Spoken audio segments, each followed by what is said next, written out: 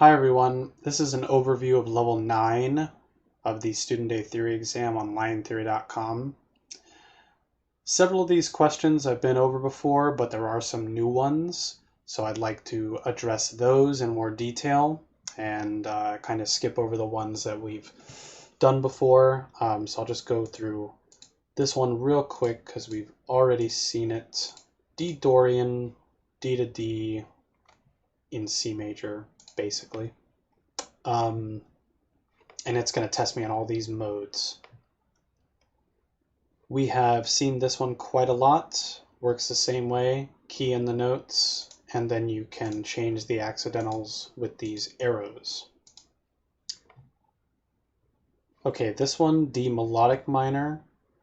Again, I just need to raise these on the way up and then make sure that they are lowered on the way down. Check. And then it's going to give me another one. And it's going to keep going through all the keys in the syllabus. And at this point, it's going to be basically all the keys. Here's a key signature one that we've all become fond of at this point. Here is the newest one. So the high levels start to get into analyzing actual pieces of music. I mean, I wrote this. I don't think it's an actual piece of music. But basically, I put in about 40 examples of, let's say, like real world examples, which the student's going to just have to do some basic analysis on. So in this case, it's the key. So let me go ahead and just choose C minor. And the thing with these is there's not going to be a key signature. And so this one we can tell just from the presence of, well, G and then Do, Sol, Do, but also the F sharp, B flat, we can tell it's in G minor. But you're all teachers, you already know all that. So yeah, it'll keep going through all of these examples and just ask for the key. Here's an interval question. We've seen this before. There's just a lot of intervals and a lot of possibilities. So as soon as I answer one, it's going to give me another one. And this is just going to keep going and going and going. So in this case, yeah, augmented fourth, major third.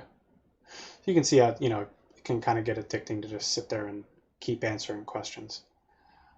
Here's one that is different. So for this to be an inverted form, I'm really going to have to get really close there and check. So this one is going to be a little bit easier.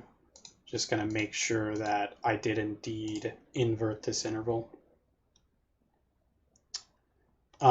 This one is just going to be quizzing me on the inverted form. So perfect fifth, it's going to be a perfect fourth.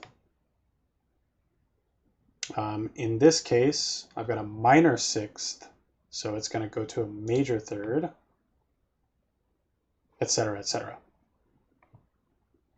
So here's one that is familiar, but it's got an extra step. It's going to ask me what the quality of this thing is and the figured bass.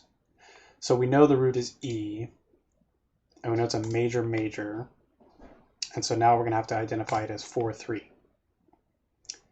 So I'm going to keep getting these until basically forever. It's just going to go through all these all of these chords, all of these seventh chords, and keep asking me. So here's a really long chord progression. I won't make you watch me do part writing, but this works the same as the ones that we've seen before. As long as they follow these instructions, it'll mark their answer as correct. If they put this thing in root position everywhere, it's gonna not like it. Here's a new one, 3-2, but everything else is the same. As I've said before, this editor is going to be upgraded. At the moment, it's basically just click a box and that's your beat that you're going to edit, and then you can click to place these notes inside. But it will be a finale Sibelius type thing very soon. Here's another one, but in this case, it's going to want you to do duplets and triplets, so just slightly different than that one. And last but not least, the bank question, which we all know and love.